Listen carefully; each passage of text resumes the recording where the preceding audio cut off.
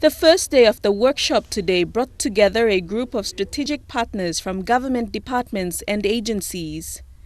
They focused on familiarizing themselves with the 17 SDGs and the government's role in implementing these goals. They also brainstormed on how best the SDGs can be localized and integrated into the government and country's plans. Secretary for the Department of National Planning and Monitoring, Hakawa Heri, said this was about closing the gap where inequality exists. Now, SDG is a commitment to transform global community into a society that we all can live equally. As such, our commitment to SDGs is critical, very, very critical. And by carrying out our respective roles and functions, we can transform PNG to a desired level that we want to see.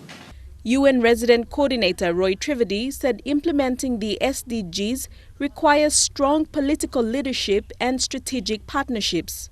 He said the UN was happy to support PNG. And this is an important moment in history because if we don't get this right, the chances are that we will have a more unstable, more insecure world in the future after 2030. So there is a lot at stake. We believe that by working and starting this work together now, we can position ourselves well to make sure that the world actually does achieve the Sustainable Development Goals and Papua New Guinea achieves the Sustainable Development Goals.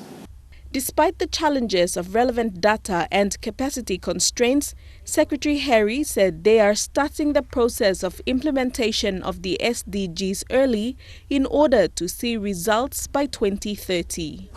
One of the key messages to come out from the MDG experience is to start early on the localization process and also for greater awareness and advocacy of the SDGs into what we as government is doing to address this. Tomorrow will be day 2 of the workshop where representatives of the private sector and civil societies will discuss the SDGs. Deli Waigeno, National EMTV News.